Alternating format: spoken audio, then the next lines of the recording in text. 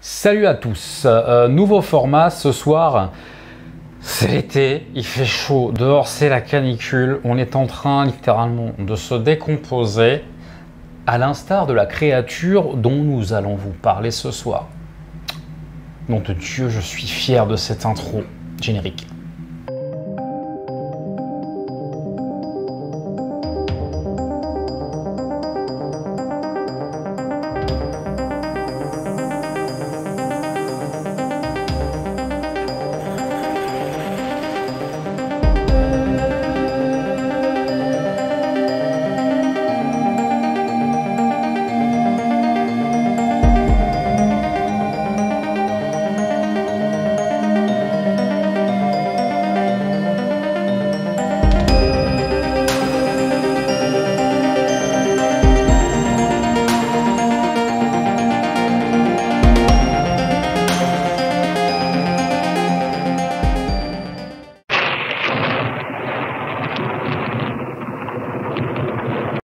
Alors il faut savoir que cette vidéo, à la base, on a voulu la tourner en un épisode. Sauf que le problème, c'est que l'histoire du zombie au cinéma, elle est très vaste. Et par conséquent, ça aurait été une vidéo beaucoup trop longue. Donc on a décidé de la scinder en plusieurs épisodes. Et aujourd'hui, on va vous parler plus ou moins des origines. Pas plus ou moins, mais on va vous parler des origines du zombie. Et donc, cette vidéo sera la première d'un cycle.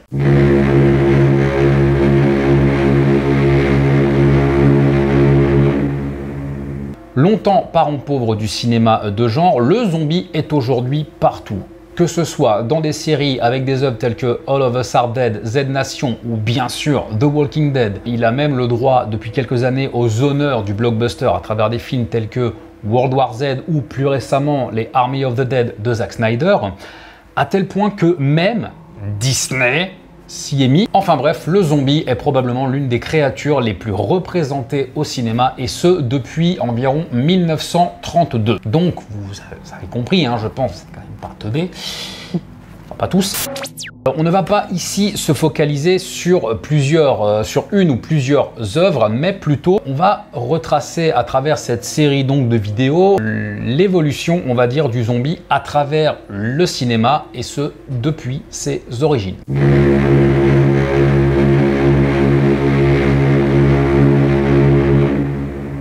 Les morts vivants sont représentés depuis des siècles, que ce soit dans l'art avec par exemple la peinture, notamment l'œuvre de Peter Bruegel, excusez-moi pour la prononciation, Bruegel, avec le triomphe de la mort. La peinture, comme vous le voyez, représente une armée de squelettes, donc de morts, tuant des villageois. Mais le zombie tel qu'on le connaît aujourd'hui est quand même très loin de cette représentation. Il prend ses origines dans les Caraïbes, précisément en Haïti, et il trouve ses origines dans un certain rite vaudou. Même si aujourd'hui le zombie qu'on voit dans les films ou dans les séries est quand même plus proche du revenant putréfié qui va venir à la vie pour se nourrir des humains, d'entrailles, de cerveaux, enfin des êtres vivants. Dans sa représentation traditionnelle, le zombie il est plutôt fanatique de feuilles de bananier. C'est un zombie vegan.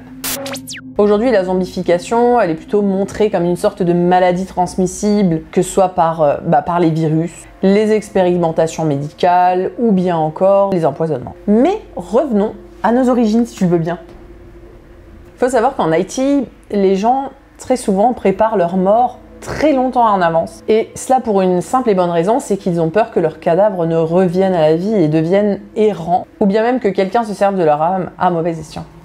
Une grosse ambiance quoi. Alors il faut savoir que la religion vaudou, parce que c'est bien de religion qu'on parle, est très présente en Haïti et que suivant cette religion, un mort doit normalement être enterré dans les 24 heures suivant sa mort en fait. Dans la religion vaudou, les prêtres sont appelés des bokors. Alors j'imagine qu'il y a une prononciation particulière, mais je ne ferai pas l'affront d'essayer de le prononcer. Dans les films, ils sont souvent représentés, donc les bokors, comme des êtres malfaisants, alors que dans la religion vaudou, il n'y a pas à proprement parler cette notion de bien ou de mal. Donc ces derniers peuvent créer des zombies la plupart du temps à partir d'une molécule appelée la tétrodotoxine. Donc la toxine présente notamment dans le poisson globe, également appelé fugu. Et donc cette tétrodotoxine est parfois mélangée avec le poison présent sur certaines grenouilles, ce qui peut provoquer notamment des éruptions cutanées, participant, on va dire, à l'aspect visuel du zombie. Je vous laisse vous faire les images dans votre tête. C'est dégueulasse. La tétrodotoxine, quant à elle, peut provoquer entre autres une perte de conscience, une hypothermie, un ralentissement du rythme cardiaque, etc. Pouvant faire penser à l'agonie ou à la mort même de la personne empoisonnée. Ce qui justifie une inhumation rapide. Souvenez-vous tout à l'heure qu'un corps doit être enterré dans les 24 heures après sa mort. Commencez doucement à comprendre, je pense. Le beau corps va ensuite récupérer le corps et le réanimer, bien sûr. Donc si la prise de ces toxines se fait de manière lente, on peut obtenir un sujet non ni tout à fait vivant, ni tout à fait mort, donc un zombie. Qui va donc survivre simplement en exécutant les ordres qu'on lui donne. Le poison détruisant en plus ses fibres nerveuses, le sujet ne ressentira quasiment aucune douleur et deviendra, ou du moins paraîtra, totalement dénué de conscience et le zombie est inciné. Pas un mort-né, si je puis me permettre. Alors aujourd'hui, avec les avancées médicales, eh ben, clairement, il y a eu des améliorations à ce niveau-là. Le taux de mortalité, il est quand même passé de 80% au début du XXe siècle, pardon, je vais y arriver, à environ 30% à l'heure actuelle. Alors la théorie là qu'on vient de vous expliquer, elle est quand même un petit peu remise en question actuellement, puisque les scientifiques estiment que la prise de, je vais pas dire le nom, de tétrodotoxine. Merci. De rien.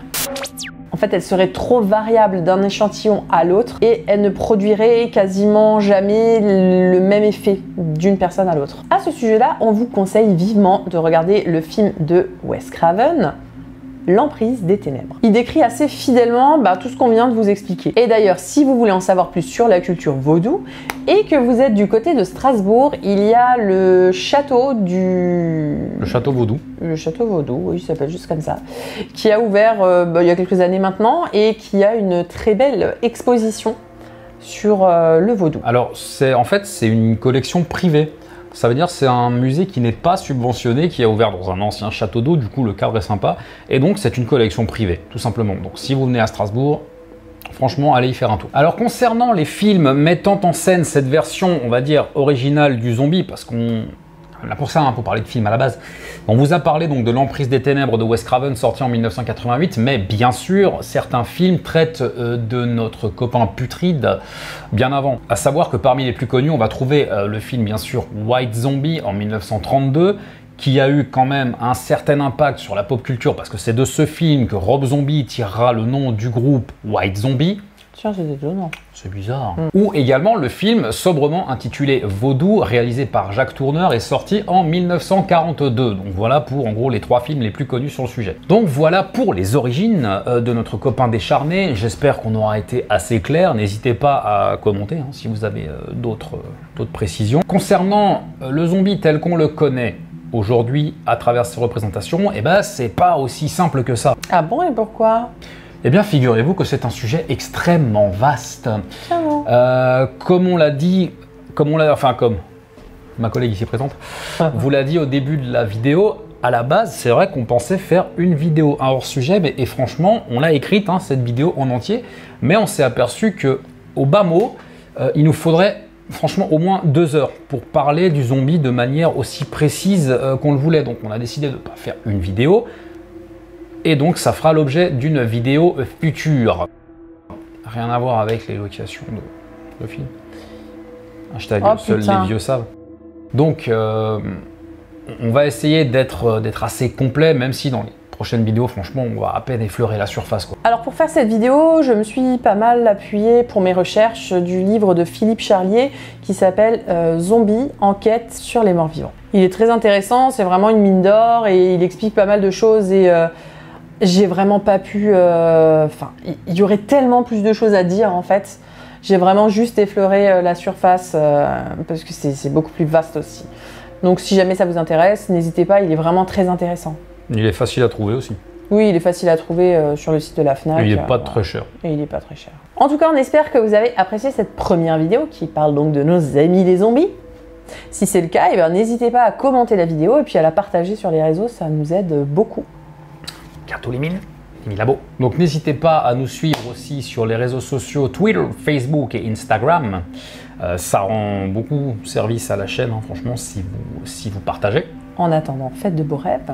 Et si vous faites des cauchemars, n'oubliez pas, c'est que du cinéma.